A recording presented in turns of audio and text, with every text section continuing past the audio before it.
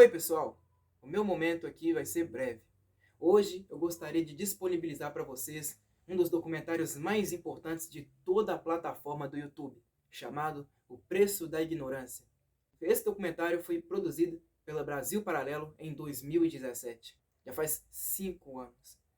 Infelizmente, é difícil encontrá-lo na plataforma do YouTube hoje, porque a própria produtora já o excluiu do seu canal oficial.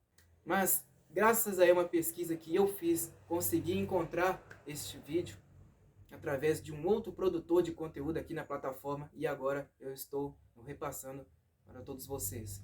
Eu espero que vocês desfrutem desse documentário ao máximo, apreciem cada detalhe, porque esse documentário mudou a minha vida. Eu tenho certeza que vai mudar a vida de muita gente, muita gente. Espero que vocês desfrutem ao máximo. Muito obrigado a todos vocês e até a próxima.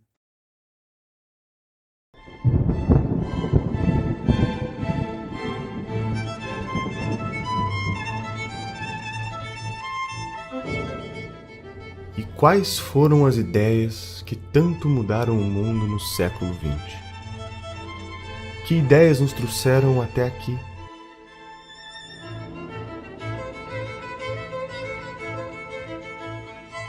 No século XVI, Newton, Copérnico e Galileu mudaram o rumo da humanidade. O homem descobre que a Terra não é o centro do universo. E uma vez que a Terra perde o protagonismo perante os astros, a humanidade se pergunta: em que o homem se difere dos demais animais da natureza? Neste cenário, o filósofo alemão Immanuel Kant quer descobrir o pensamento humano da mesma forma que a ciência tem descoberto o mundo nos últimos séculos.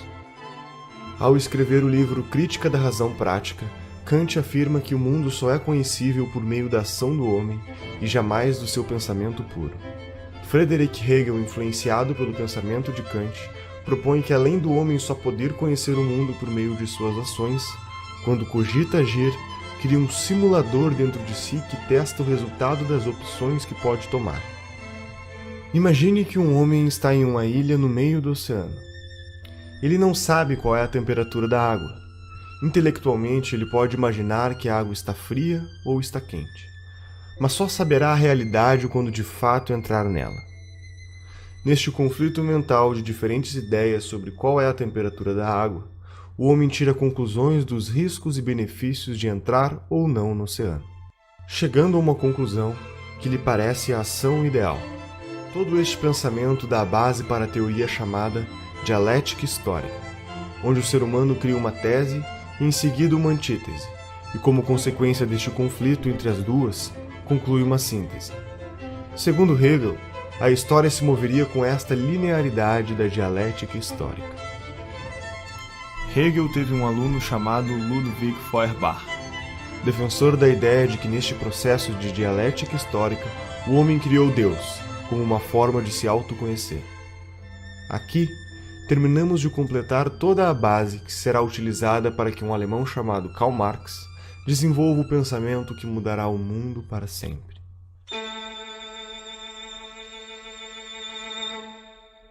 Karl Marx estudou Hegel por 10 anos, tempo suficiente para se convencer da dialética histórica e consagrar o sentido da criação de Deus proposto por Feuerbach.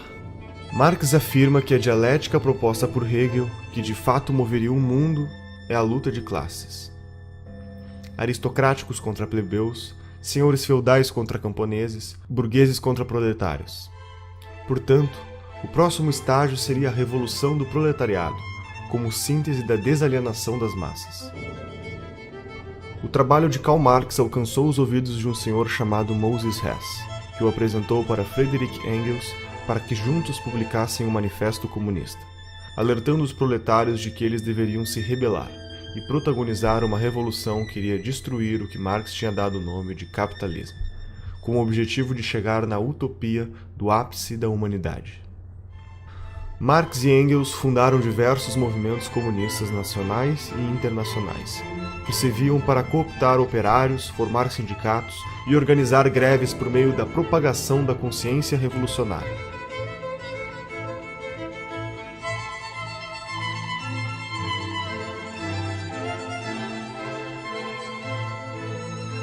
Acontece que Marx estava errado. O valor não nasce do trabalho que é colocado. Eu posso passar horas trabalhando para pintar um quadro e eu garanto que esse quadro não vai valer nada quando estiver pronto. O trabalho é um dos elementos, mas quem atribui valor é o ser humano que está comprando algo. As coisas não têm um valor em si, o ser humano atribui valor a elas. Um copo d'água tem um determinado valor em Porto Alegre ou em São Paulo e tem outro valor no deserto do Saara. Porque nós atribuímos um valor diferente para as coisas. A teoria do valor trabalho está errada e ela foi desmentida pelos austríacos.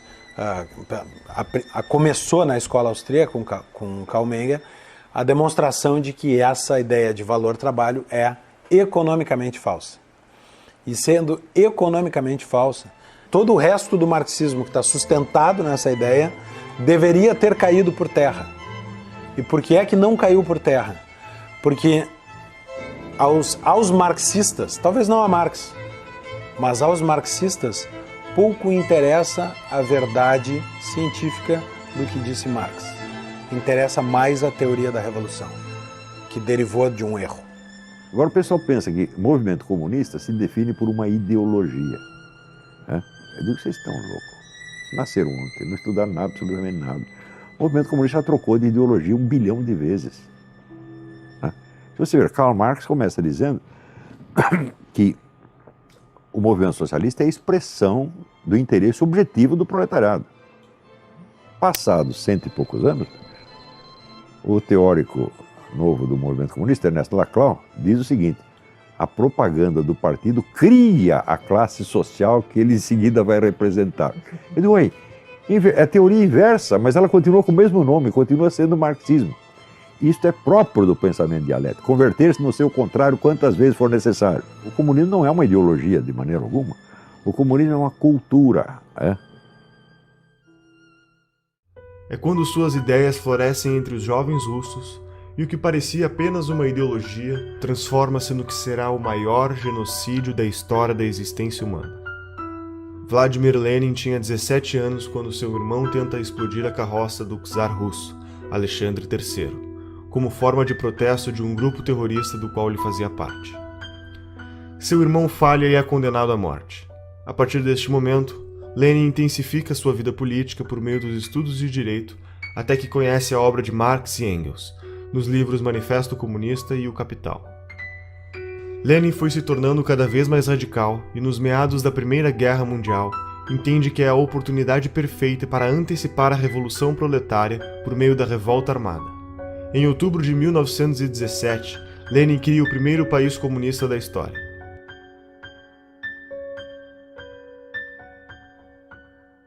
Cinco anos depois, Lenin morre, e aquele que era para ser seu sucessor natural, Leon Trotsky, por defender que o comunismo deveria ser aplicado no mundo inteiro, sofre um golpe de Joseph Stalin, o homem que via ganhando poder dentro do partido, com a ideia de focar seus esforços na Rússia.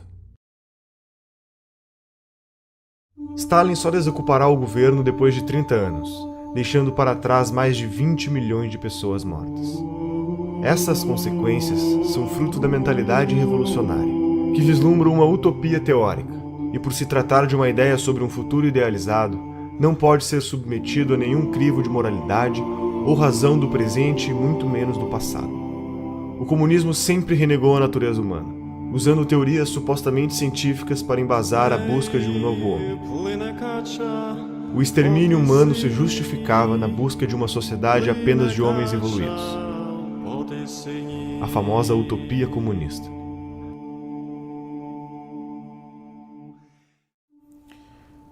O nível de psicopatia de Stalin pode ser medido pelo que ele fez com a Ucrânia. Né?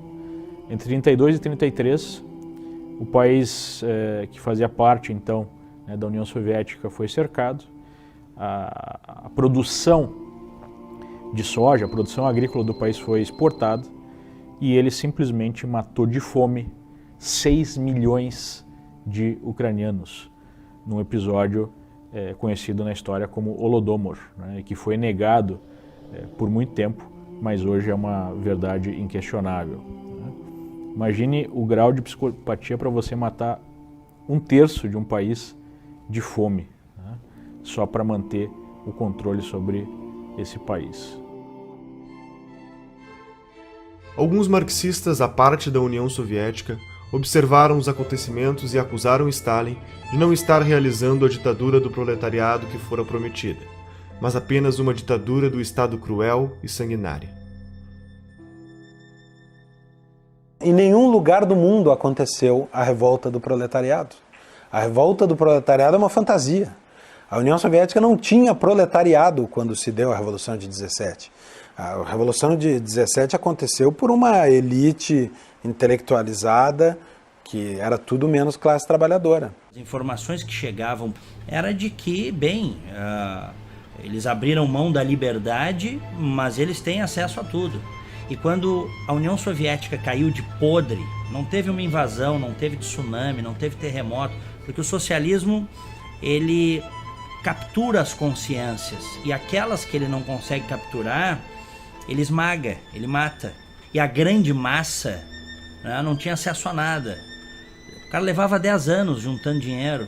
Se daqui a pouco um vizinho delatasse que você, porventura, estaria conspirando contra o regime, o sujeito sumia da noite para o dia e as crianças eram levadas para um orfanato. Ele é, na verdade, um sistema opressor.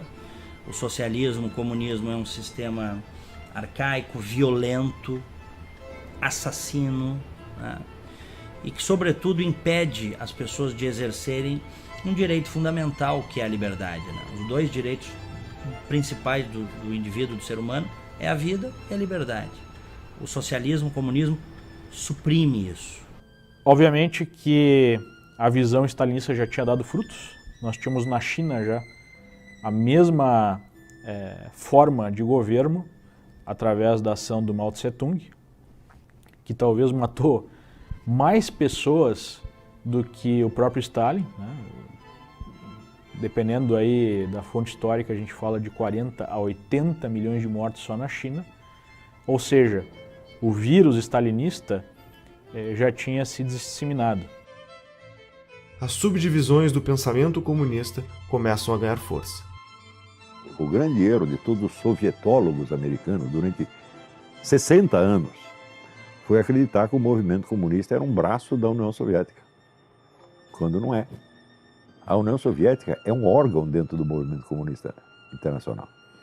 E a dissolução da União Soviética automaticamente cria, vamos dizer, uma decomposição que é absorvida pelo corpo do movimento comunista. Revigora o movimento comunista, né? É como você amputar um órgão doente e você fortalece o resto do corpo, né? O movimento comunista nunca dependeu da União Soviética. Ele se alimentou dela enquanto pode.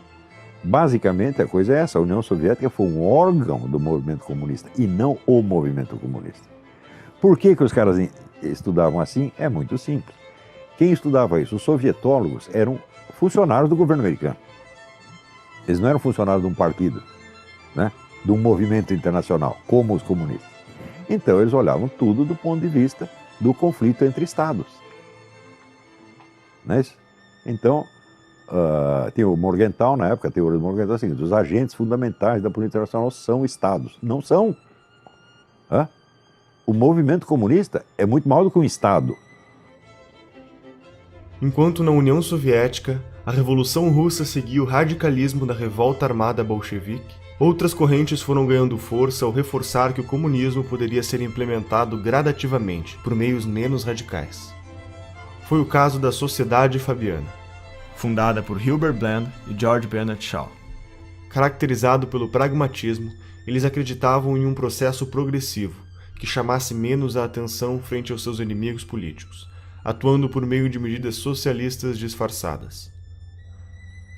O socialismo fabiano percebe imenso valor em realizar reformas sindicais que teriam o objetivo de acostumar os cidadãos a ver o Estado como a ferramenta para curar todos os seus problemas.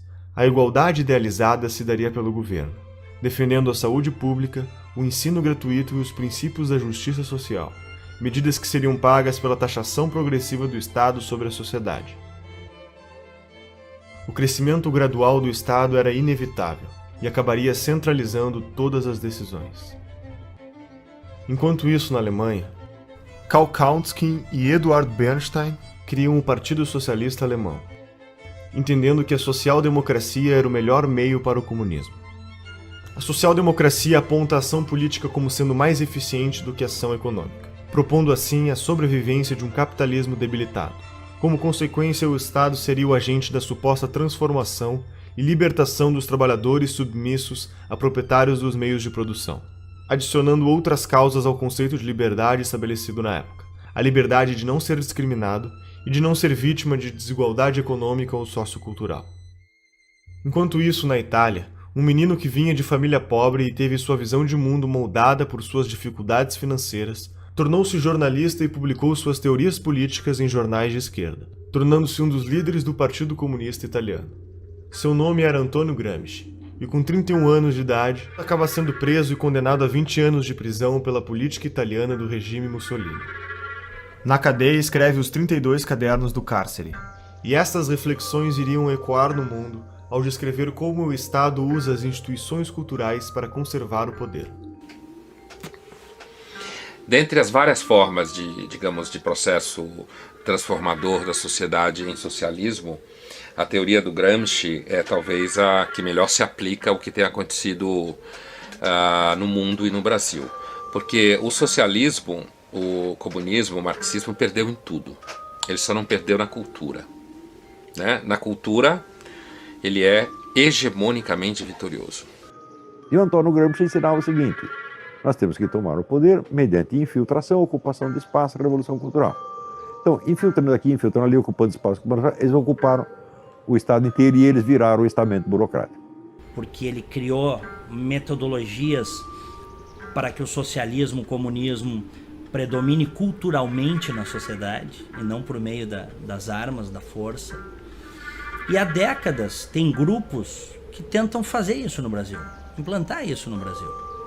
Aproveitando que nós historicamente temos uma cultura relativista, isso no Brasil é uma coisa histórica, nós não temos instituições fortes, né, saudáveis. Então, quer dizer, o caldo de cultura, quer dizer, é o caldo, né, perfeito para o surgimento de ideologias totalitárias.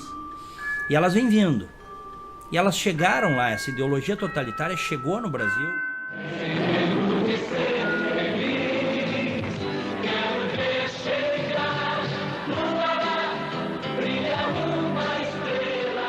Para Gramsci, uma ditadura sem hegemonia cultural jamais resistiria por muito tempo, e este era o problema do regime stalinista, pois todos os aspectos culturais da sociedade, sua filosofia e sua literatura, formariam a superestrutura da sociedade que também devia ser derrubada.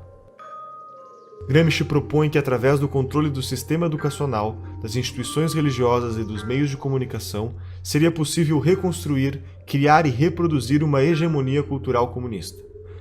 Paulo Freire, o patrono da educação brasileira, foi um dos discípulos do pensamento gramsciano. Que existe uma tendência natural ao mundo acadêmico e produção de ideias a abraçar a causa socialista, né? Porque é um mundo em que você pode falar o que quiser. Estou falando principalmente no mundo das ciências humanas, que é onde está essa produção. Você pode falar o que quiser, porque não, um aluno de ciências humanas dificilmente vai quebrar uma empresa, porque ele não vai abrir uma empresa. Dificilmente ele vai derrubar um avião, porque ele não vai pilotar avião, certo? Portanto, você pode inventar como o mundo é, inventar como os seres humanos são, propor uma solução que você tem na cabeça, dizer como todo mundo devia agir, porque os alunos vão sair dali, vão beber, vão transar, e se eles forem trabalhar depois, eles vão arrumar emprego como professores, então eles vão poder repetir a mesma história, ou eles vão, na realidade, basicamente gerar gasto em algum órgão do governo. O Gramsci é o cara que vai desenvolver a ideia de que o partido é a única instituição dentro daquilo que a gente chama de democracia modernamente, muito erroneamente, por sinal, é a única instituição que ela consegue aumentar o próprio poder. O judiciário não consegue, sei lá, você sendo chefe do executivo geralmente você não consegue, você precisa fazer isso tudo de dentro de um partido, você não faz aquilo ali sozinho, você precisa da estrutura partidária para isso.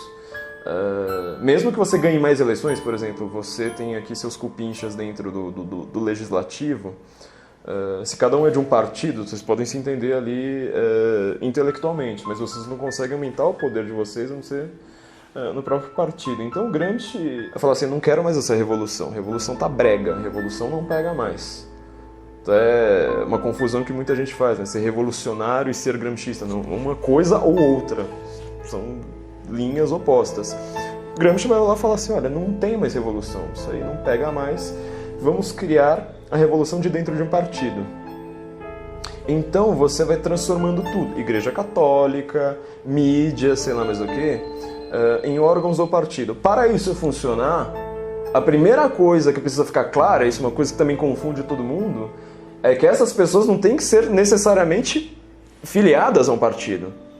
Então, por exemplo, para você ter uma mídia que funcione dentro do gramscismo, o cara não pode ser filiado, por exemplo, ao PT. Ele tem que ser um cara isento, tem que ser aquele cara assim, que às vezes até faz uma crítica ao partido, mas no final das contas ele tem a narrativa que vai fazendo o partido crescer. Não havia espaço. Os partidos à esquerda chegar ao poder via eleitoral. Que ano é isso? 98. E, portanto, não tinha que ficar preocupado com toda a eleição. Tinha que se pensar em organizar a sociedade. Dali 20 ou 30 anos, a gente iria ter 30% da sociedade já socialista, e aí sim a gente poderia disputar o poder e ganhar. Mas eu não vou viver mais 30 anos. E eu quero chegar ao poder logo. Mas por que eu cheguei onde cheguei? Porque eu tenho por detrás de mim um movimento.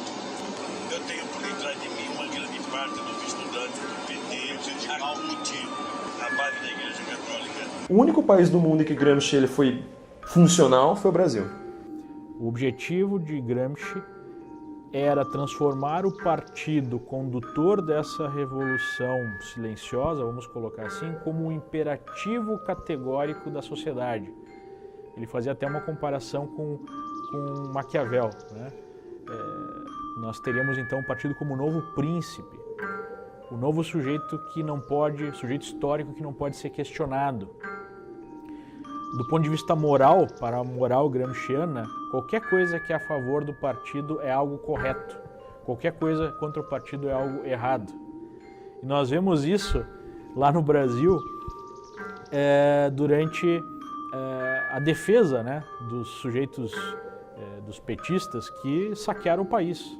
Não, eu não fiz isso para enriquecer pessoalmente. Mentira, muitos fizeram para enriquecer pessoalmente. Mas o ponto é, eu fiz isso para defender o partido, eu fiz isso para defender a revolução, então eu não posso ser questionado. Em paralelo, Felix Wil, um alemão que também estava preocupado com os rumos da Revolução Russa, decide criar uma série de congressos, reunindo pensadores marxistas para acelerar o processo de revolução. Entre eles estava Karl Korsch, um teórico contemporâneo de Gramsci que apresenta a tese de que o Estado é sim estruturado pela economia, mas essa economia tem como base uma outra estrutura invisível, a cultura estabelecedora dos valores que são passados de geração em geração. Entusiasmado com as apresentações de Korsch, Felix fundou o Instituto de Pesquisas Sociológicas de Frankfurt, instituto que ao longo dos anos seria apelidado de Escola de Frankfurt. O sucessor de Felix na Escola de Frankfurt foi um sujeito chamado Max Horkheimer, e assim como Gramsci acreditava em uma nova hegemonia cultural e na destruição da estrutura dos valores que se perpetuavam por meio da autoridade da igreja, da família e da escola. Segundo a Escola de Frankfurt, os pais ensinam aos filhos o que é certo e errado por meio do castigo e educam através do exemplo da família. A igreja estabelece os dogmas morais que condicionam a ação do homem e a escola condiciona o comportamento por meio do ensino.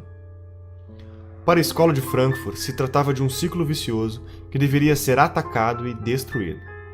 Uma vez que as instituições entrassem em crise, o Estado cada vez mais assumiria as responsabilidades do ensino dos valores para as novas gerações, tendo a oportunidade de estabelecer a hegemonia cultural comunista. Dando continuidade ao movimento, Horkheimer, Theodor Adorno e Jürgen Habermas, junto com outros pensadores, vão fundar a teoria crítica. A teoria crítica busca a síntese entre o pensamento de Marx e das ideias de Freud, o fundador da psicanálise. A ideia na prática era simples. Se criticarmos tudo o que existe, o processo de dialética histórica trazida por Hegel será acelerado, e, consequentemente, a utopia comunista irá chegar mais rápido. Passa a ser prática comum das instituições de produção teórica adotar a crítica sobre todos os aspectos da sociedade até a sua exaustão, para então derrubá-los. A Escola de Frankfurt cunhou o termo indústria cultural. Segundo eles, a indústria cultural nada mais é do que a cultura que serve aos interesses dos opressores, dos donos do capital, da burguesia em geral. E essa indústria cultural precisaria ser combatida através da teoria crítica. Então a cultura burguesa, ela teria como objetivo anestesiar, digamos assim, as classes proletárias. E a teoria crítica seria uma forma de questionar essa indústria cultural através da educação, através da arte, né? Enfim, livros, filmes. E através dessa teoria crítica nós teríamos uma conscientização maior das classes oprimidas, segundo eles, para fazer a revolução. Isso vai servir como matéria-prima para que na França o filósofo Jacques Derrida crie o desconstrucionismo, que é o método de retirar o significado de um texto para colocar um novo significado pretendido. Este método é aplicado não só em textos, mas também na retórica política e ideológica em geral. Por exemplo, a análise desconstrucionista da Bíblia pode levar a entender que se trata de um livro dedicado à superioridade de uma raça e de um sexo sobre outro sexo, ou a análise desconstrucionista da obra de Shakespeare pode concluir que se tratam de obras misóginas que defendem a opressão da mulher. Para o marxista cultural, a análise histórica resume-se apenas à relação de poder entre os grupos sociais. O desconstrucionismo é a chave do que chamamos de politicamente correto, porque é através dele que surge o relativismo moral, que reinterpreta toda e qualquer relação social, valor ou tradição cultural de acordo com as necessidades das causas políticas do momento. Um membro importante da Escola de Frankfurt foi Herbert Marcuse. Foi um membro do Partido Social Democrata Alemão e desenvolveu trabalhos nos Estados Unidos. Em seu livro O Homem Unidimensional, Marcuse afirma que a sociedade industrial chegou a um ponto onde o proletariado, classe responsável pelo movimento da história, deixa de ser agente transformador da sociedade, porque os avanços do capitalismo tornam a vida destes grupos tão confortáveis que suas vontades revolucionárias teriam acabado. Então, para dar continuidade à teoria de Marx, detecta que o grupo revolucionário ou a nova massa de manobra eram as pessoas à margem da sociedade, assassinos, estupradores, ladrões, sequestradores e etc. Marcuse defendeu também que a masculinidade e a feminilidade não eram diferenças sexuais essenciais da natureza humana, mas sim apenas meras construções sociais, impostas pelo que seria a primeira divisão do trabalho da história da humanidade, a família. Também defendeu que a libertinagem sexual seria uma reação à repressão social política. Marcuse, por meio do pensamento de sua influência, impulsionava o relativismo moral no mundo inteiro. O politicamente correto é aceito de braços abertos pela opinião pública, basicamente por 3 motivos. A primeira razão é que as teorias econômicas de Marx são complicadas de entender, enquanto o tipo de raciocínio do politicamente correto, por meio dos chavões de frases de efeito, aliado à fantasia de um mundo ideal e sem defeitos, é muito mais atraente para o cidadão comum. A segunda razão é porque o politicamente correto pratica a teoria crítica destrutiva até a exaustão, e sabemos que a adesão desse tipo de mentalidade revolucionária, principalmente por parte dos jovens, é enorme. A terceira razão é que o marxismo falhou com o sistema social e econômico em todo o mundo. Restava para sua sobrevivência a guerrilha cultural. Todo esse movimento ganhará mais força nos Estados Unidos quando David Horowitz, um adolescente de 17 anos, filho de pais comunistas, assiste em 1956 o sucessor de Stalin assumir o governo da União Soviética. Neste momento começam a aparecer diversas denúncias contra Stalin ao tornar públicos os documentos secretos que comprovam a variedade de crimes cometidos, as traições, os campos de trabalho forçado e o genocídio. o mundo ocidental entra em choque, e neste momento David Horowitz se desfilia do Partido Comunista e funda, junto a Marcuse e outros pensadores, a New Left. A New Left é um movimento que tinha como objetivo ser a esquerda purificada, muito mais atraente e progressista, suavizando a forma de comunicar suas intenções por meio do desconstrucionismo e reformando sua maneira de agir com base nas origens do marxismo, escondendo todos os genocídios cometidos na busca pela utopia comunista.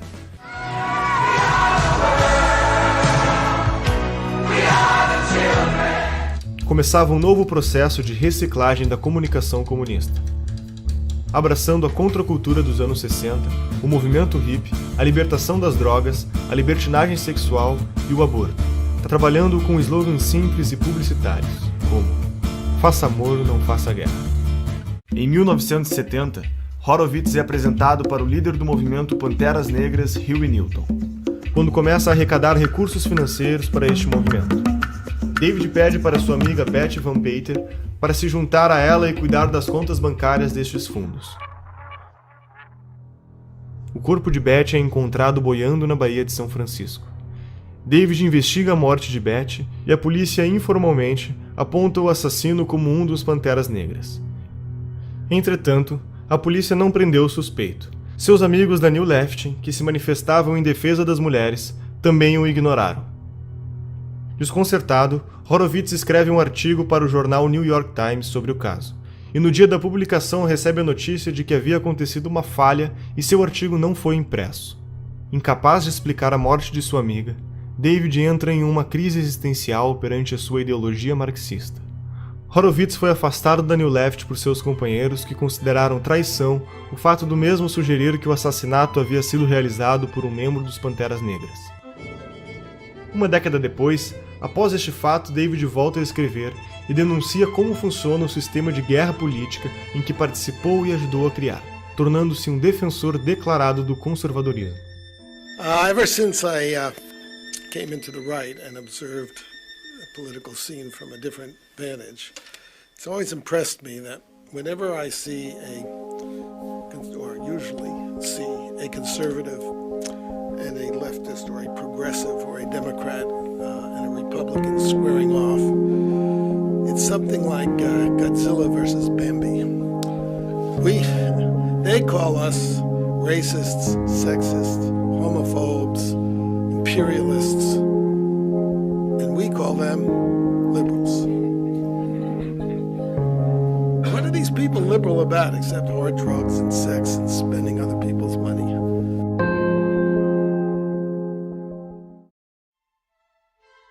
Em meados dos anos 80, Saul Alinsky pega os princípios da guerra política escritos por Horowitz e faz uma série de sofisticações metodológicas na estratégia comunista. Na década de 30, Alinsky foi apresentado para Al Capone durante a Lei Seca. Este se aproxima de Frank Nietzsche, que ensina para o Alinsky como funciona a máfia, aprendendo a importância vital de ser discreto e agir nos bastidores. Como consequência, Saul entende que para destruir o sistema é preciso agir silenciosamente, gradativamente e por dentro do próprio sistema. I'm saying that people do not get power except when they take it, or when they're strong enough so that the other side gives it up. Em seu livro Regras para Radicais, faz uma dedicatória para Lúcifer, lhe dando crédito como o primeiro revolucionário da história. As 3 premissas básicas de sua teoria são: a primeira regra é a desinformação. Na estratégia política, não se pode contar ao povo os objetivos finais, pois esses podem se assustar e não apoiar a causa. É preciso que se conte apenas o necessário para ser ajudado. A segunda regra é o niilismo político. Tudo vale para que aconteça a revolução. Não existem valores nem regras, e a corrupção faz parte do objetivo. Roubar para o partido é a obrigação número 1 do comunista, eles nunca vão esquecer isso aí. Todos os partidos comunistas do mundo viveram do roubo, da chantagem, da corrupção. Todos.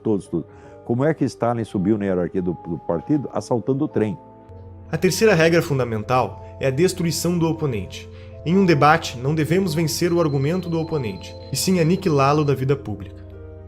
Alinsky defende a ideia de organização das massas como o fundamento metodológico da revolução. Segundo sua proposta, a mudança vem do poder, e o poder vem da organização. Para agir, as pessoas precisam se juntar. Uma igreja junta pessoas pelo interesse comum na fé. Uma empresa pelo interesse comum econômico. E por isso, Saul Alinsky acreditava que fundar organizações para acelerar a revolução era brecha no capitalismo, por jogar na mesma lógica da descentralização dos interesses em comum. Durante sua vida, honrou seu posicionamento ideológico ao fundar 44 ONGs. Muitas delas formaram outros formadores de ONGs e assim o número foi se multiplicando intensamente. Essas organizações reuniram problemas. Entretanto, Alinsky dizia: o problema nunca era o problema era sempre a revolução. Quanto mais seccionadas forem as ONGs, melhor será, pois ninguém irá se opor a causas tão específicas e que querem a melhoria da sociedade. Cada ONG representava um bloco de votos, unidos por suas causas e detentores de um potencial de lobby político. As ONGs viraram instrumentos de manobra política e passariam desapercebidas. E Hillary Clinton escreve sua tese de mestrado sobre Saul Alinsky.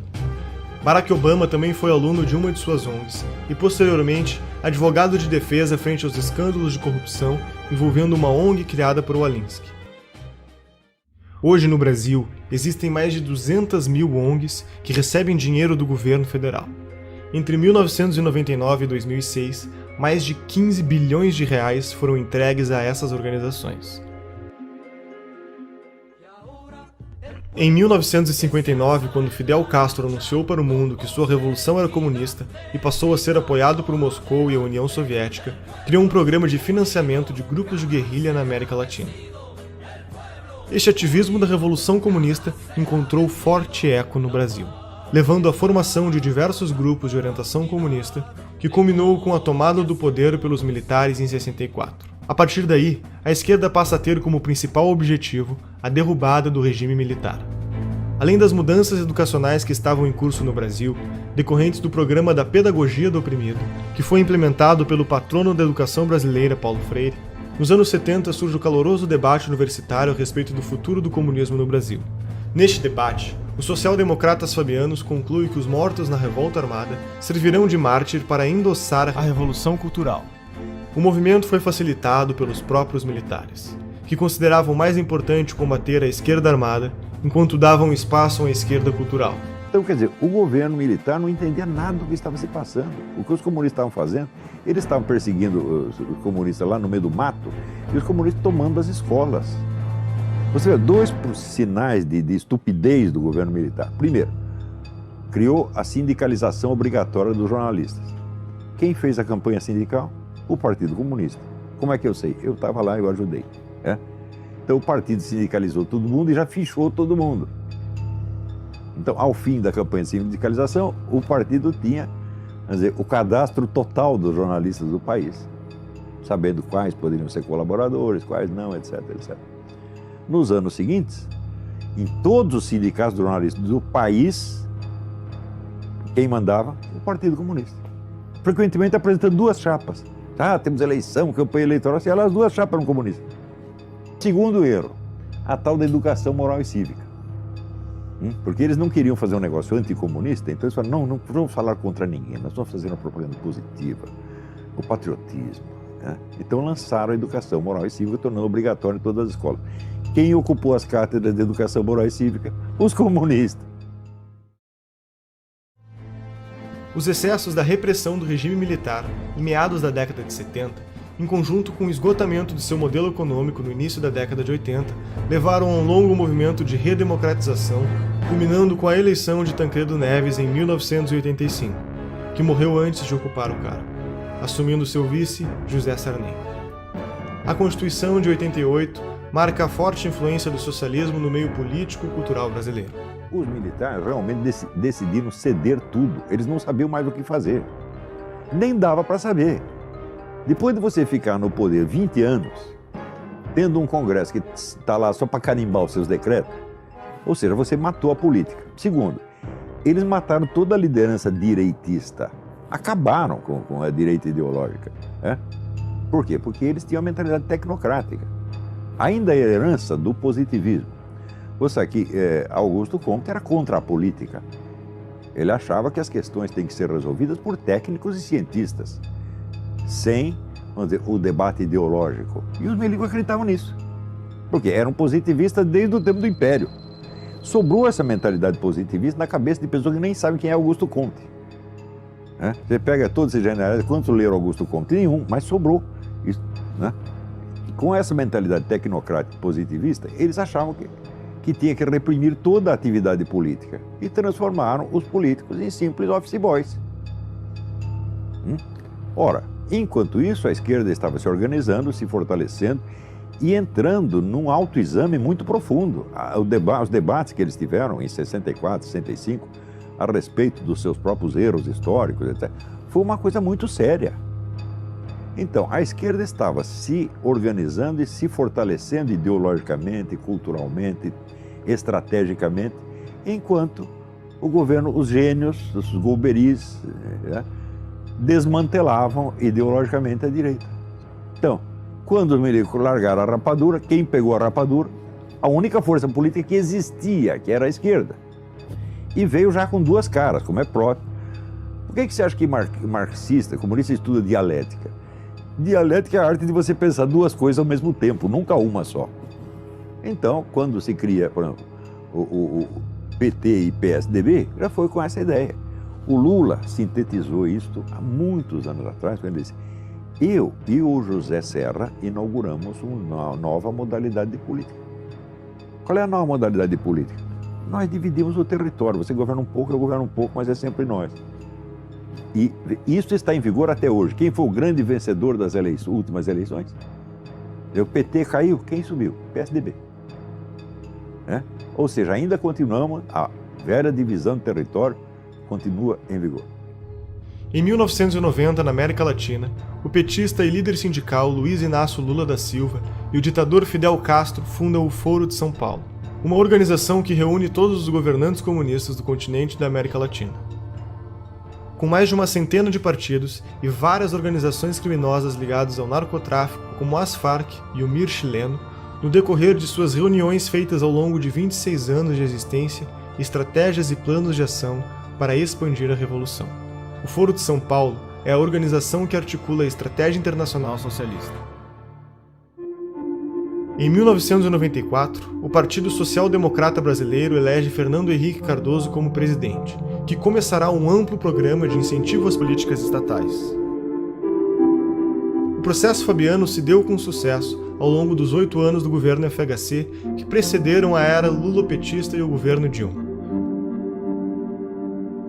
O Brasil estava a caminho da utopia. Estaríamos rumo a uma revolução que nos foi contada aos poucos? Seriam todos os partidos brasileiros ideologicamente idênticos e metodologicamente diferentes? Você reconhece este Brasil?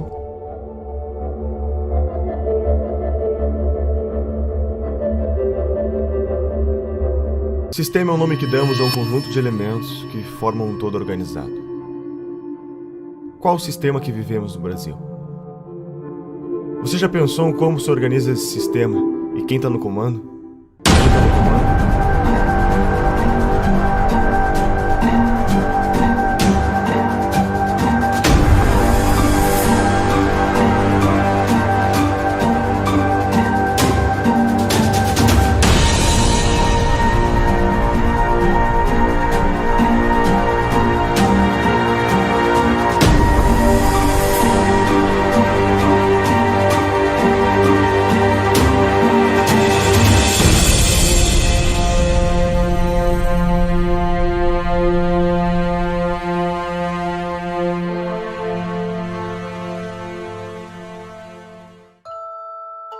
Será que o que vivemos hoje é apenas uma grande farsa, onde a cada 4 anos temos que escolher sempre entre 2 lados da mesma moeda?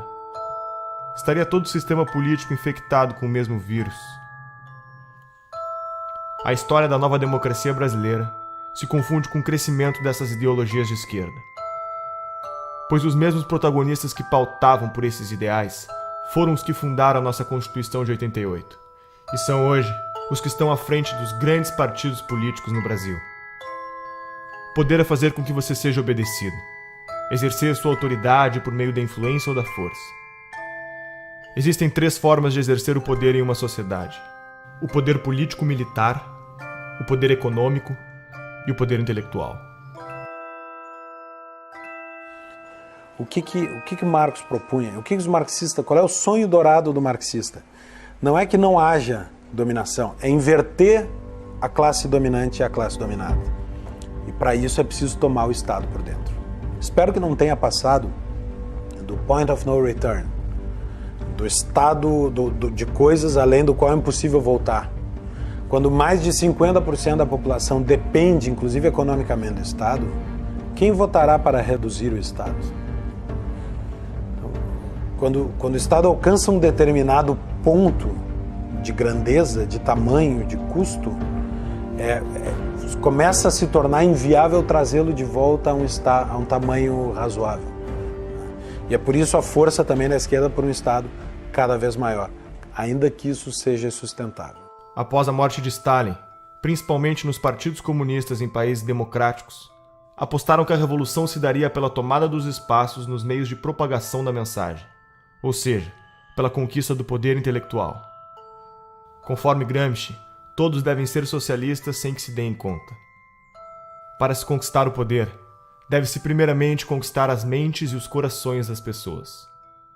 E quem ficou com o PT, na verdade, foi o público, digamos assim, a base essencial e original do PT, que foi a intelectualidade, principalmente universitária. O PT surgiu com os intelectuais da USP, junto com o pessoal da Teologia da Libertação, um pouco, e a CUT. Mas ele, muito mais do que um partido de trabalhadores, ele sempre foi um partido de intelectuais, né? Então ele foi realmente o primeiro, digamos assim, intelectual coletivo, no sentido do Gramsci, a chegar ao poder no Brasil, tendo seguido a receita gramsciana exatamente, quase ipsis literis, né? Então vários fundadores do PT são intelectuais que, inclusive, foram os primeiros tradutores de Gramsci, que introduziram o Gramsci no Brasil. Há uma espécie de hegemonia do pensamento na formação dos nossos professores alfabetizadores. Eu diria que isso começa em meados da década de 80. E essa formação ela está no cerne do desequilíbrio educacional brasileiro. Os professores são formados nas universidades para aprenderem quem é Paulo Freire, quem é Emília Ferreira, quem é Marx, quem é Lenin, mas não tem a percepção do que é metodologia de ensino com evidência científica, como ocorre no mundo inteiro, né? Isso não é por acaso, né? E a tese tanto do Gramsci como os componentes da Escola de Frankfurt e da guerra de posição. Então as nossas universidades estão majoritariamente dominadas pelo pensamento de esquerda, e é lá que são formados os professores, é lá que é avalizado o livro escolar que vai para as escolas de todo o país. Introduziram o tal do socioconstrutivismo, que hoje sabe que o socioconstrutivismo não apenas imbeciliza a pessoa, mas cria até lesão cerebral, né? E quem foram os grandes agentes disso? Eu acho que o principal foi a editora Abril, com as revistas Escola, depois a Nova Escola e Sala de Aula, que eram órgãos do socioconstrutivismo. Por aí que entrou Emília Ferreira, Celestin Freinet, toda essa porcariada socioconstrutivista comunista entrou no Brasil através desse, porque era o único órgão que alcançava todos os professores no Brasil, né? Então, alguém culpou eles pelo que aconteceu? Não, eles não têm culpa nenhuma. O que acontece? Quer dizer, nós estamos saindo aí de quase 2 décadas, né? 20 anos de governo esquerdista, né? Mais, né? Se a gente contar o período sob os tucanos e tudo, quer dizer, na verdade dá muito mais tempo aí sobre domínio da esquerda, né? Então o que acontece? Quer dizer, nessas últimas décadas, o maior comprador de livros, né, do mercado editorial, né, quem foi? Foi o governo. Quer dizer, o governo, então, com as compras fenomenais que ele faz todos os anos para distribuir os livros paradidáticos nas escolas, quer dizer, ele se tornou a principal fonte de renda para muitas editoras, né? Agora, tudo tem um preço, né? Quer dizer, para o livro ser escolhido pelo governo, as editoras fazem, né, sugerem de maneira muito persuasiva aos escritores que eles escrevam dentro daquela pauta que é estabelecida pelo MEC. Claro que o MEC oferece uma pauta. Ele diz assim, olha, o livro para ser comprado precisa seguir este critério, e são critérios ideológicos. Você tem o gramscianismo aplicado ao mercado editorial muito semelhante ao mercado jornalístico, aos jornais, às revistas. O mesmo tipo de influência, de hegemonia. Você tem no mercado editorial 50 anos, pelo menos, de hegemonia da esquerda no mercado editorial. Isso significa que livros liberais, conservadores, são violentas exceções. Em 2008, a revista Veja publicou uma pesquisa que foi realizada pelo Instituto Census, que comprovou tudo aquilo que a gente já sabia, né? Que, de fato, as escolas, as universidades estão sendo usadas para fins políticos, de propaganda política e partidária. Essa pesquisa do Instituto Census, ela mostrou que 80% dos professores reconhecem que o seu discurso em sala de aula é politicamente engajado. Isso é um número impressionante e que corroborou uma pesquisa feita em 2004 pela Unesco. Então, os dados dessas duas pesquisas são convergentes e mostram que para 78% dos professores brasileiros na educação básica, a principal missão da escola é formar cidadãos. E para apenas 8% é transmitir conhecimento, transmitir as matérias aos estudantes. Essa pesquisa, tanto do Instituto Census como da Unesco, comprovaram essa percepção generalizada que existe de que, efetivamente, as escolas estão sendo usadas para fins de propaganda política, de doutrinação e propaganda política partidária. Professor de filosofia, concursado. O professor não pode agir em sala de aula como um militante. Ele é um servidor público, ele é um agente do Estado. Dia 22, a gente integra a paralisação do dia 22 de greve geral. E o Estado, de acordo com a Constituição Federal, o Estado brasileiro, ele é politicamente neutro. Existe a Constituição, prevê o princípio da neutralidade política, ideológica e religiosa do Estado. Então não cabe ao professor, no exercício das suas funções, fazer propaganda de partido político, por exemplo. E muito menos, ou também não lhe cabe, mobilizar os seus alunos, manobrar os seus alunos para que eles participem de um ato político, de uma manifestação a favor ou contra uma determinada corrente que disputa o poder na sociedade. Isso é ilegal, também por força da Constituição. Dos professores que estão formando nossos alunos, 86% veem Che Guevara de forma positiva e 65% veem Lênin de forma positiva. Que cidadãos são esses que estamos formando? Nós estamos vivendo um momento muito difícil na educação brasileira. Agora, com a Base Nacional Curricular Comum, eu particularmente estou assustado com os documentos que foram publicados pelo MEC. O primeiro documento era um panfleto doutrinário e um atraso pedagógico. O segundo é um panfleto doutrinário e um atraso pedagógico um pouco menor. Me parece que é um bode na sala, né? Se criar dificuldade para se gerar facilidade. O ministro alega que vai filtrar esse processo, que vai submeter ao Conselho Nacional de Educação, mas eu não posso acreditar num conselho que está completamente aparelhado, né, que com raras exceções é formado por ativistas políticos de esquerda. Então a hegemonia política, ela inclusive agride a Constituição brasileira, que fala da pluralidade. O governo do PT é majoritariamente apoiado pela União Nacional dos Estudantes. A UNE é a entidade máxima dos estudantes brasileiros e representa cerca de 6 milhões de universitários. Em 1937, ano que Vargas decreta o Estado Novo, os estudantes fundam a União Nacional dos Estudantes, UNE. Na UNE, o mimeógrafo rodava panfletos fazendo propaganda socialista ao som da Internacional, tocada na vitrola doada pelos americanos. A União Soviética, pátria-mãe do socialismo, era o exemplo a ser seguido. E o comunismo a utopia em corações e mentes jovens pelo mundo afora. Até Carlos Drummond de Andrade fez versos para Stalin. A poesia fugiu dos livros, agora está nos jornais. Saber que resistes. Então, a UNE hoje perdeu credibilidade. A CPI da UNE é uma necessidade. Nós queremos pressionar as autoridades da Câmara nos próximos meses para que ela saia do papel. ela está aprovada, está lida em plenário, ela tem que acontecer. A investigação principal é saber aonde foi, onde está sendo usado o dinheiro das carteiras estudantis arrecadados no Brasil inteiro. Teve uma indenização, que nós queremos saber onde aplicar esse dinheiro, indenização pelos mortos na época da ditadura militar que tinham vínculo com a UNE. O que é isso? Foram milhões de reais via governo federal do PT, pagos por uma entidade como a UNE, e as famílias não participam disso. Existiram esses casos, não existiram, tem comprovação, não, fizeram uma indenização milionária. Nós queremos na CPI da UNE saber se esse dinheiro foi usado só para pagar ônibus, manifestantes que vinham aqui fazer protesto, ou seja, o governo aparelhou a UNE, a CUT, o MST com o dinheiro do governo para simular que eles tinham apoio popular para impedir o impeachment, aparelharam esses órgãos para virem aqui para contestar projetos de lei que poderiam investigar ou a criação de CPIs. Não pode ter certeza.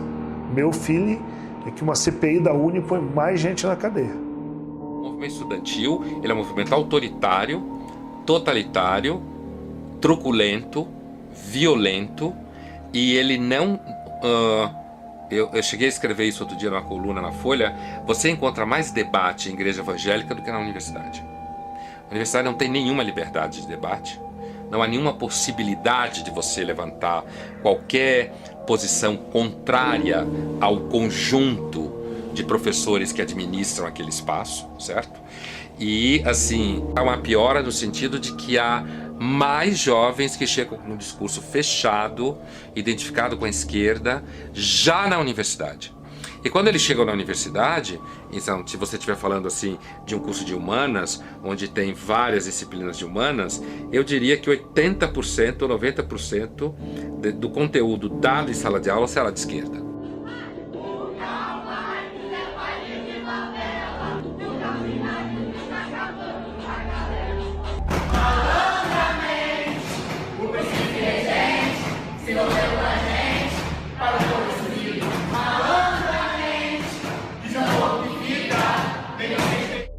Tomar o Estado por dentro significa mudar a lógica de funcionamento, por exemplo, do Ministério da Educação. O Ministério da Educação agora deixa de ter a função de servir para Marx a burguesia e passa a ter a função de ser um elemento de revolução, de contribuir para a quebra da dominação da burguesia, da formação do proletário cidadão. Fecha muito com as teorias de educação que são aplicadas no Brasil. Essa questão da hegemonia da esquerda, né, sobretudo no meio universitário, que eu acho que isso fez muito mal para a cultura além da universidade, né, porque causou uma restrição muito preocupante, né, do imaginário das pessoas. Uma coisa que o Olavo de Carvalho fala sempre, que a sua capacidade de imaginação, de ampliar suas imagens, é muito importante para quem exerce atividade intelectual, né? Há décadas estamos formando pessoas com base no pensamento marxista. Onde toda essa gente foi trabalhar? A mídia é o maior formador de opinião da população. São TVs, blogs, jornais e revistas que contam ao povo o que está acontecendo. Mídia técnica significa que o governo deveria gastar com publicidade proporcionalmente à audiência dos respectivos veículos de comunicação. O problema é que a pesquisa brasileira de mídia identificou que a mídia técnica está longe de ser realidade. O dinheiro investido em publicidade parece não ter nenhuma relação com a audiência do veículo. Qual é o critério? A farra com o dinheiro público é tão avassaladora que já houve casos de jornal fictício receber verbas publicitárias. Desde que a presidente Dilma chegou ao poder, os gastos com publicidade só aumentaram. Apenas no ano de 2014, a presidente gastou 210 milhões com campanhas em nome da presidência. O ex-editor da Isto É Brasília revelou que o banqueiro Daniel Dantas, que acabaria sendo preso em escândalos de corrupção, quando estava com sua imagem em risco, acionou um dos seus contatos na mídia, Leonardo Atushi, jornalista da Isto É, para publicar matérias que defendessem seus interesses na mídia. Em 2011, Leonardo Atushi montou sua própria publicação, o Brasil 247. Duas acusações importantes surgiram contra o 247 na sua trajetória. A primeira foi encontrada num imóvel do doleiro Alberto Youssef, delator da Operação Lava Jato, no monitor de um computador. Um papel com anotações com o nome do jornalista, seu número de telefone e uma indicação de pagamento de 6 parcelas de R$40 mil. sugerindo pagamento entre a quadrilha de Youssef e o editor do portal. Foram também encontradas movimentações milionárias entre as contas da empresa e as empreiteiras investigadas. No mesmo dia dessas descobertas, o Brasil 247 publicou uma matéria mencionando Pascovitch e defendendo a soltura do lobista. Com as eleições de 2010, a blogosfera progressista sentiu a necessidade de unificar o movimento com o intuito de formar pautas de acordo com a defesa da candidatura da ex-presidente Dilma. Foi então criado o movimento dos blogueiros progressistas, BlogProg, em São Paulo, com a participação de personalidades como Leonardo Sakamoto. É possível afirmar que para cada leitor do blog Conversa Fiada, o governo gastou 1 centavo em publicidade, enquanto para o leitor da Folha, o gasto foi de 5 centésimos de centavo. Em 2013, a revista Carta Capital recebeu quase 7 vezes mais investimentos por leitor que a revista Veja, Isto É e Época. Quem é Leonardo Sakamoto? Um dos membros da BlogProg. Sakamoto é um blogueiro militante que faz parte dos 54 replicadores da agência pública, uma organização que determina pautas para portais como a Carta Capital, Catraca Livre, Brasil Post, Sul 21 e muitos outros portais de notícias. Sakamoto recebeu da deputada Maria do Rosário do PT a autorização de repasse de R$546 mil às suas militâncias. A agência pública, conforme alega seu site, recebe como financiadores fundações estrangeiras como a Fundação Ford, Open Society Foundation, Oak Foundation, entre outras. O que são essas fundações? O que elas querem? A mídia é, junto com as empreiteiras do petrolão, o segmento mais corrupto que existe. E eu posso dizer isso porque minha cabeça rolou em todos os grandes veículos de comunicação. Em todos teve interferência política. Em todos. A imprensa constrói e destrói reputações. E constrói e destrói reputações não como um projeto longo. É conforme o que lhe convém. Quantas vezes nós vimos a imprensa mudar de lado, mas da forma mais descarada. Ela não diz mudei de lado. Ela simplesmente exalta uma figura aqui e depois destrói. Exalta outra figura ali e depois destrói. Me diga qual é a grande imprensa que não recebe dinheiro público, que não recebe dinheiro de governo federal, que não recebe dinheiro de estatal, que não recebe dinheiro de banco público, que não recebe dinheiro de governos estaduais e municipais. E muitas vezes a imprensa faz a política do achaque. Ah, não quer pagar? Então você vai ver. E aí bate, denúncia, bate. Como é que funciona em geral? Né? Em geral você faz uma reunião de pauta, em geral o editor-chefe, ou o secretário de redação, né, ou o diretor-geral, vem ali já com a linha editorial pronta, né, troca uma ideia, a pauta é essa, a pauta é aquela, ó, você vai construir matéria nesse sentido. Então você já recebe uma orientação, ponto. Né? Aquilo vai voltar para a mão do editor, o editor vai corrigir, vai às vezes mudar todinha a sua matéria ou vai simplesmente derrubar. Existe muito pouca pergunta incômoda sendo feita no Brasil. E quando as perguntas incômodas são feitas, o jornalista é criticado. Né? E por outro lado, muitas das perguntas que são feitas não são feitas para o devido esclarecimento das coisas, mas para estimular uma narrativa. Às vezes uma narrativa ideológica, na maioria das vezes uma narrativa ideológica. Né? Em relação aos protestos que nós tivemos ao longo de 2015 e 2016 contra a Dilma Rousseff, contra o Lula, contra o PT, contra a esquerda, contra o esquema de poder que havia se montado no Brasil.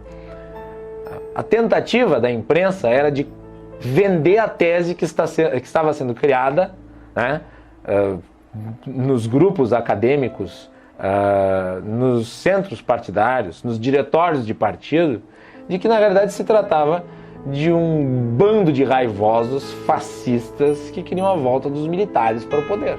Fazendo uma reportagem sobre um mini protesto que havia ocorrido em favor do impeachment, ainda depois do dia 16 de março, a imagem da notícia era intervenção já. Ou seja, você tenta vender para a população uma coisa que não é.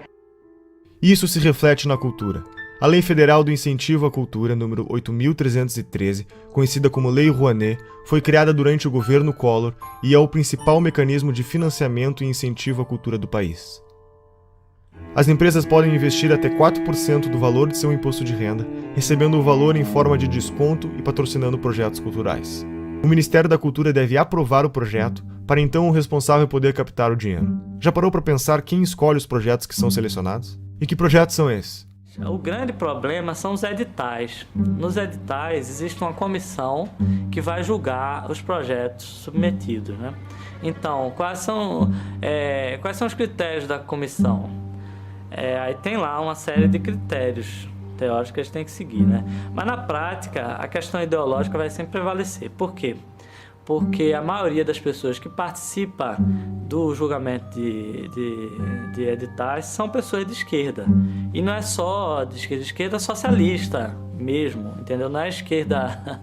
essa é a tendência. Então, você achar uma pessoa que, nesse tipo de edital, que não seja assim, é raríssimo.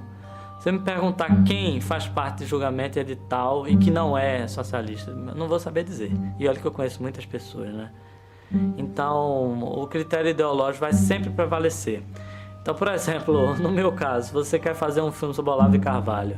Eu poderia passar 30 anos tentando, submetendo aí, nunca ia passar, jamais, entendeu? A Lei Rouanet se tornou um meio legalizado de desvio de verbas públicas. O incentivo à cultura, cuja proposta inicial era financiar projetos de novos artistas, passou a ser destinada a artistas já consagrados que não precisariam de lei para se manter.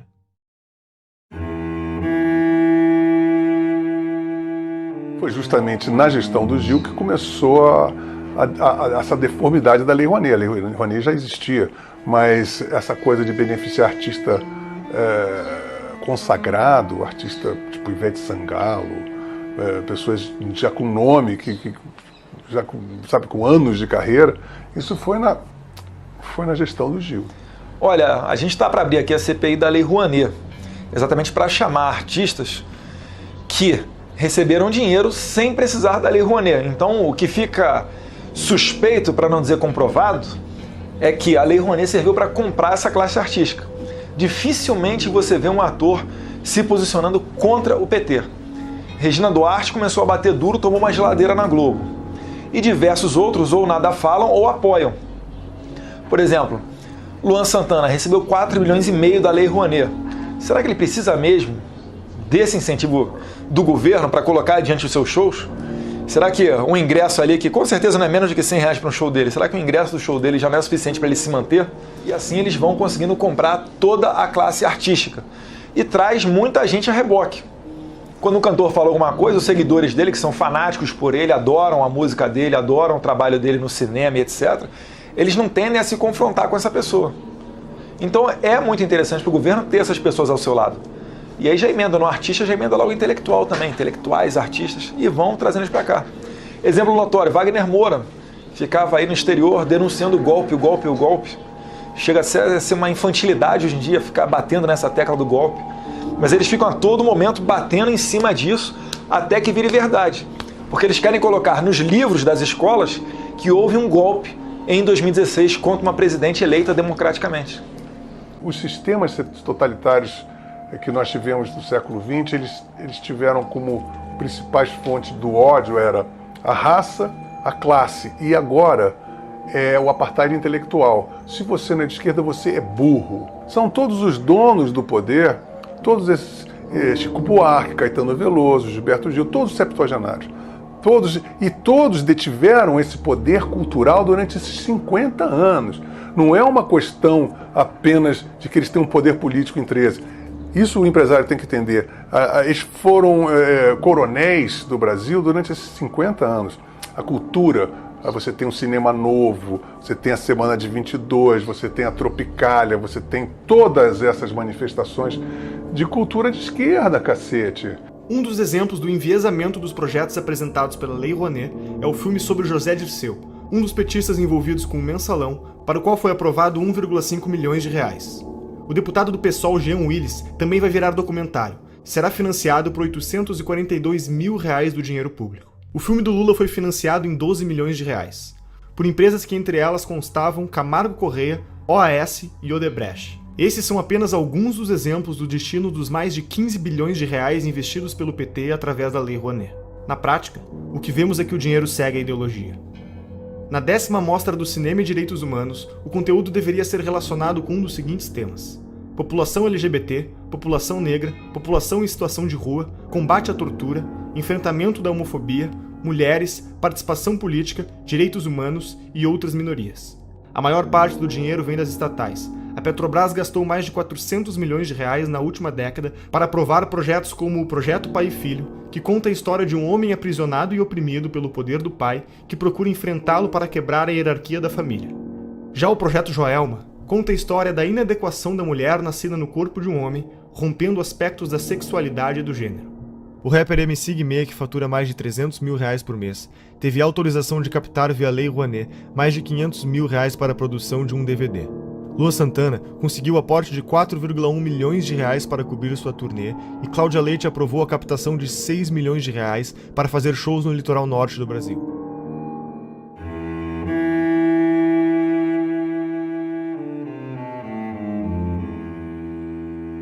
No referendo do dia 23, você vai decidir se é contra ou a favor da proibição do comércio de armas.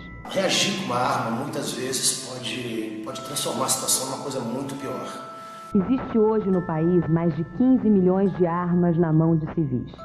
Se bala resolvesse o problema, o Brasil seria um paraíso de segurança, né?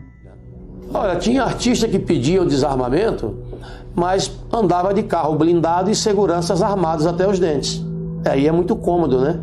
E eu consegui, através das minhas entrevistas, desmascarar esse povo todo. O Ratinho, por exemplo, eu lembro quando eu fui lá debater no programa dele, antes de entrar no programa, eu dei uma volta nas imediações do estúdio e comprovei que o carro dele era blindado. Comprovei que ele tinha 3 seguranças armados. Ele não tinha o direito de defender o desarmamento do povo quando ele não precisava disso, né? Outra, a Angélica, para você chegar no condomínio dela, a 300 metros você não conseguia chegar. Segurança totalmente armada. Se você acredita que vestir uma camisa branca com a pombinha da paz vai salvar a sua vida, use. Mas se você acha que uma arma dentro da sua casa, se você conseguir se antecipar à ação do marginal, vai salvar a sua vida, ninguém pode te negar esse direito. E é isso que nós defendemos, o seu direito de escolha. Se você quer, cumprindo os requisitos, você tem direito garantido. Coisa que, infelizmente, o governo do PT retirou isso do povo brasileiro. A violência pode ser usada para o bem ou para o mal. É que nem arma. A esquerda adora falar que a arma mata. A gente está num país que a gente sabe que tem mais arma que habitantes e que a segunda emenda, que é o direito de legítima defesa, é sagrado.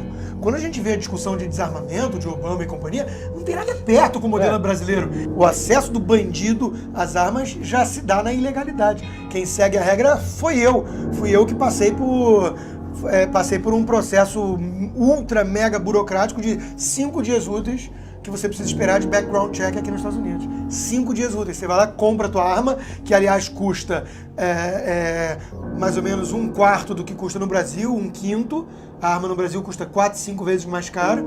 Você compra a arma, espera 5 diazinhos e vai lá buscar. Foi o processo burocrático que levou. E não tem nenhum custo de despachante, R$1.000 de licença para cá e para lá, não tem nada disso. Porque é um país que entende um direito básico do indivíduo de legítima defesa. Todos os países aonde surgiram os grandes ditadores, uma das primeiras providências dele foi desarmar o cidadão. Hitler, Mussolini, esse cretino da Venezuela. São medidas adotadas para que eles não tenham resistência da sociedade. Só eles podem ter arma. Os países socialistas tendem a essa centralização, ao domínio com mão de ferro de todos os recursos do país. E isso eu acho muito perigoso, porque se esse controle centralizado cai nas mãos de uma pessoa com um caráter duvidoso, com intenções não lá tão boas, ele domina o país inteiro. Mas se for tudo descentralizado, é difícil que se instale, por exemplo, uma ditadura. Penso que é mais difícil. Inclusive, se a população estiver armada, é mais difícil que um governo imponha uma vontade que não corresponda à vontade do povo, se esse povo tiver condições de reagir. Agora, qual é a primeira coisa que se faz quando se quer dominar um povo? Desarma esse povo. O Sou da Paz, que trabalha pela redução da violência, acha que menos armas resultam em menos mortes. O que a gente precisa fazer é reduzir essa quantidade imensa que tem de armas circulando nas nossas estações. O Instituto Sou da Paz, que começou fazendo campanhas pelo desarmamento em 1997, receberam $492 mil da Fundação Ford do ano de 2007 a 2011 e $1,58 milhões da Open Society de 2013 a 2014. Que ONGs são essas? O que elas defendem? Lembra de Saul Alinsky? Segundo a CPI das ONGs realizada em 2007, foram apresentadas mais de 13 bilhões de gastos de diferentes esferas do governo. Para sindicatos foram repassados R$495.698.000. Segundo a CPI, 81 milhões foram encontrados sem justificativas de gasto. São centenas de milhões de reais todos os anos despejados nos cofres desses sindicatos que não prestam contas ao Tribunal de Contas, não prestam contas à Assembleia, prestam conta a eles mesmos. E tem mais, presidentes que passam 15, 20, 30 anos na presidência de um sindicato desse. É o estilo de Fidel Castro. Né?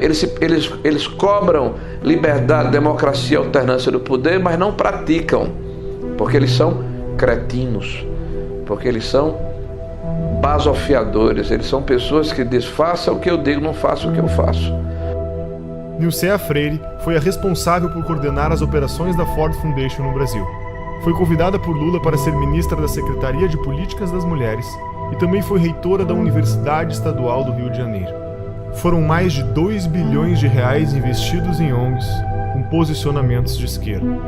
O coletivo Leila Diniz tem como definição realizar uma luta antissistêmica contra o capitalismo, o racismo e o patriarcado. Receberam $120 mil da Fundação Ford. Por exemplo, a doutrina de gênero, né, que é uma tese esdrúxula aí, que vem desde a escola de Frankfurt, de uma maneira muito forte, com o movimento feminista, né, de destruição da sociedade atual.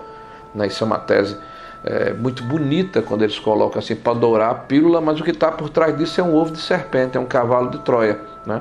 Eles querem destruir a família como um processo de transformação da sociedade. E para criar não sei que mostrengo lá na frente, né? Eu continuei tendo muitos seguidores nas minhas redes e um dos meus contratantes, inclusive, sempre se metia nos meus posts. Tudo que eu queria postar, ele queria que eu postasse coisas que defendessem os gays, ele queria que eu postasse calendários de eventos de GLS do Rio de Janeiro, conquistas de movimentos gays que eu tinha que postar, tinha que falar com não sei o quê. Então, assim, eu via que que os GLS não queriam apenas que eu trabalhasse e oferecesse o meu trabalho como eu fazia normalmente. Eles queriam que eu abraçasse uma causa, uma agenda GLS. Uma agenda da qual eu nunca compactuei. A Universidade Livre Feminista, que tem como definição ser um projeto feminista construído de forma coletiva e colaborativa, receberam pelo menos $900 mil da Fundação Ford. A organização Afrografiteiras é um curso de formação em artes urbanas voltado para o protagonismo da mulher afro-brasileira. Receberam pelo menos $100 mil da Fundação Ford. E o Encontro Paranaense de Direitos Humanos é vinculado à organização Terra dos Direitos vinculados ao MST. Receberam mais de $2.500.000 da Fundação Ford. E para onde mais nosso dinheiro vai? O imposto sindical obrigatório é uma exclusividade brasileira. Não existe em nenhum outro país do mundo. Se você trabalha com a carteira assinada, sustenta a CUT. Além disso, as contas da CUT e de outras centrais sindicais são sigilosas. Não existe nenhuma obrigação dos sindicatos darem satisfação sobre como empregam o dinheiro que recebem do imposto sindical. O que essas fundações querem com esse investimento? Quem está por trás desse dinheiro? Um dos principais financiadores é um dos homens mais ricos do mundo, George Soros, formado na London School of Economics, universidade fundada pela Sociedade Fabiana. Soros é conhecido como o homem que quebrou a Inglaterra ao lucrar $1 bilhão em apenas um dia apostando contra a moeda britânica. Já foi presidente do CFR, o mais poderoso think tank americano considerado uma antessala da Casa Branca. Atua em organismos internacionais, foi um dos maiores doadores da campanha de Barack Obama, luta pela libertação das drogas e dá dinheiro para revoltas e revoluções nos 4 cantos do mundo, mudando toda a mentalidade dos jornalistas e estudantes para o politicamente correto. Quais são os objetivos de George Soros? Capitalista não necessariamente seja alguém que defende o capitalismo. O cara só vive no capitalismo. Por exemplo, é como você dizer que, sei lá, Cuba é um país socialista. Não quer dizer que qualquer cubano é um socialista. Vive no socialismo. Mas não quer dizer que ele defenda. Grandes movimentos, como Occupy Wall Street, são financiados por gente como, por exemplo, a Fundação Bilderberg, Fundação Ford, George Soros, que eu comentei num podcast recente no meu site. Porque essas pessoas são o que a gente chama de metacapitalista, ou seja, alguém que funciona como capitalista sem ser, de fato. George Soros é um hiperinvestidor, cara que entende tudo do mercado. Por isso que até é uma bobagem que muita gente faz, tentar ficar ensinando leis de mercado achando que vai ir contra alguém. Esses caras entendem mais de lei de mercado do que todos os liberais juntos. Eles são o mercado. Agora, ele não acredita naquele negócio, ele quer poder. E eles não pensam de uma maneira individual, ou seja, eles não pensam como indivíduo, tipo, eu quero ter poder para mim. Ele está construindo um projeto de poder ali para, às vezes, daqui a 100, 200 anos. Essas fundações são assim. Rockefeller está em qual geração? Nem sei mais qual. Eles começaram lá atrás. Vivemos em um capitalismo debilitado, sufocado pelo governo, chamado em inglês de crony capitalism. O governo regula diversos mercados. Agências reguladoras como a Anatel não deixam você ter escolha no mercado de telefonia. E a Ancine define uma cota de conteúdo nacional nos cinemas e nos canais de TV por assinatura.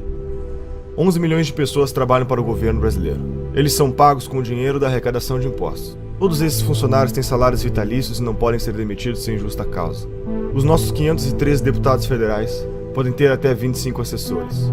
Contam com auxílio moradia, 14º, 15º salário e cotas de gastos parlamentares, que englobaram o auxílio paletó, uma ajuda de custo para comprar ternos que em 4 anos gastou 252 milhões de reais. E outros 600 mil cargos de confiança do governo. Esse mecanismo abre brechas para a corrupção ao criar um mercado de cargos, usado como moeda política em negociações de alianças partidárias. 1/4 dos funcionários em cargos de confiança eram filiados a um partido, e 80% deles era do PT. Todos os ministros do STF têm direito a motorista particular, o que não ocorre, por exemplo, na Suprema Corte Americana. Segundo o Portal da Transparência, só em São Paulo há 311 motoristas à disposição dos juízes. A Câmara Municipal tem 26 motoristas, 13 garçons, 7 auxiliares de cozinha, auxiliares de serviços odontológicos exclusivos, cirurgiões, dentistas, oftalmologistas, lubrificadores de veículos e vidraceiros. Isso são alguns exemplos de quem compõe o Estado brasileiro. Como resultado disso, grande parte da população tem como meta fazer parte do Estado passando em concursos públicos.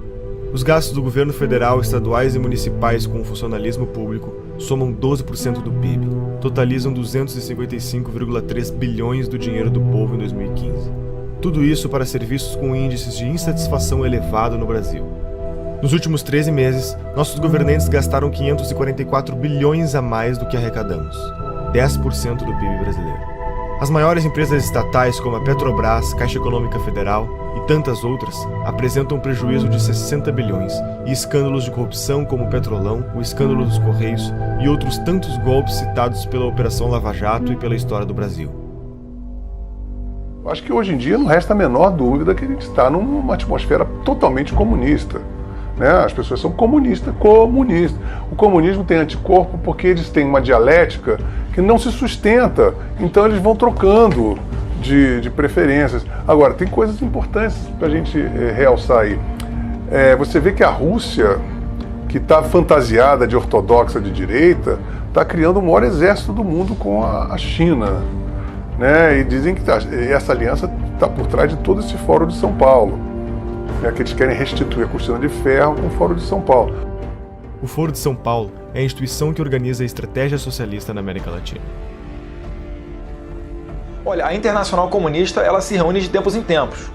Por exemplo, em 2005, se não me falha a memória, teve uma reunião em São Paulo e, inclusive, o líder do PSDB à época, o Aníbal Mendonça, ele era deputado ou senador, fez uma nota lamentando, que houve uma reunião da Internacional Socialista e não foi convidado o PSDB para fazer parte. E o pessoal ainda insiste em falar que o PSDB é um partido de direita. Não, o PSDB é um partido de centro-esquerda, são sociais-democratas. A esquerda nunca se preocupou muito em definir o que era a palavra, que era cada palavra que ela estava usando. Na verdade, existia muito essa ambição de você ser contra alguma coisa, de você unir todo mundo, e estamos juntos nisso contra alguma coisa, então estamos no caminho certo, né? Só que eles não diziam exatamente para onde que estavam indo e iam causando uma série de tumultos pelo caminho. Então estavam vendendo um futuro hipotético, em nome do qual todas as ações no presente seriam justificadas. Aquilo foi muito fácil de entender e de aplicar aqui no Brasil, porque o debate público estava cheio desse pessoal propondo isso. E eu lembro quando tivemos a ideia de construir o Fórum de São Paulo. E aí veio a ideia, conversando com os companheiros cubanos no primeiro momento, de fazermos uma reunião da esquerda latino-americana. Tanto que muitos latinos-americanos conhecem Paulo Freire, e ele dizia,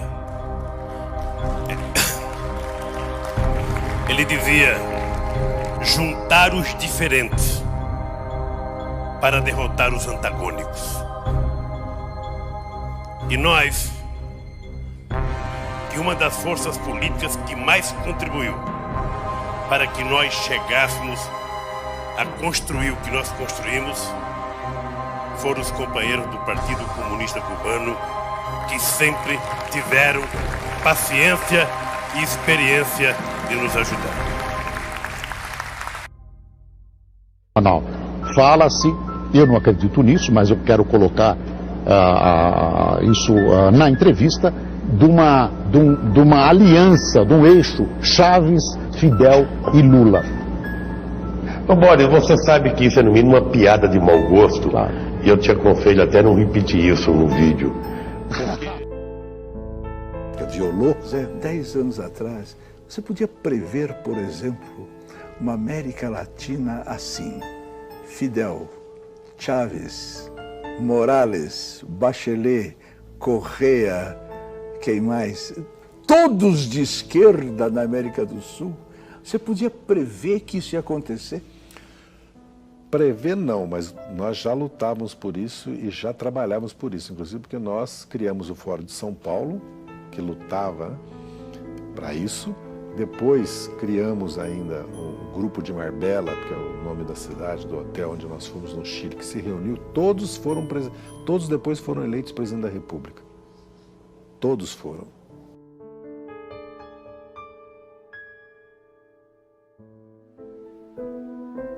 Tudo custou muito caro para o Brasil. Tudo custou muito caro para o mundo. Caro para a nossa educação, para as nossas crianças. Caro para a autoestima da humanidade e para todos os 100 milhões de mortos que perderam seus sonhos em genocídios e na falta de liberdade. Herdamos a responsabilidade de acabar com a utopia. Nós temos o compromisso de aprender com o passado. Não podemos deixar esse episódio da história desconhecido. É nosso dever documentar tudo para que nas próximas gerações os jovens saibam que está na mão deles preservar a trajetória da humanidade. O mundo anseia pela verdade para se libertar e continuar crescendo. Não é só economia nem só política. É a manifestação dos valores da nossa sociedade, das nossas famílias, dos nossos antepassados e de todos os nossos filhos. Despertamos intelectualmente. Não há mais espaço para ditadores monopolizarem nas nossas vidas. Agora precisamos quebrar a dominação cultural que nos foi imposta. Durante 16 anos, os jornais, canais de TV e estações de rádio do Brasil se recusaram a noticiar a existência e as atividades do Foro de São Paulo. O Brasil parecia estar preso entre as malhas de uma articulação criminosa, que envolvia ao mesmo tempo a totalidade dos partidos de esquerda latino-americanos, a classe jornalística nacional, o sistema de ensino, as principais gangues de narcotraficantes do continente e uma parcela nada desprezível da elite política e financeira internacional. A gravidade desses fatos media-se pela amplitude e persistência da sua ocultação. Crescendo em segredo, o Foro de São Paulo tornou-se o motor principal das transformações históricas no continente, enquanto a ignorância geral fazia com que os debates públicos e a vida cultural se afastassem da realidade, se transformando em uma engenharia de alienação, fortalecendo ainda mais o crescimento de um esquema de poder que se alimentava da sua própria invisibilidade. A queda vertiginosa do nível de consciência pública nessas condições era inevitável. Um dos aspectos mais perigosos da situação é a facilidade com que os culpados se desvencilham de qualquer tentativa de denúncia, qualificando-a de teoria da conspiração. Mas quem falou em conspiração? O que vemos é uma gigantesca movimentação de recursos, de poderes, de organizações, de correntes históricas, tudo documentado. É o inimigo onipresente e invisível, sonhado por Antônio Gramsci.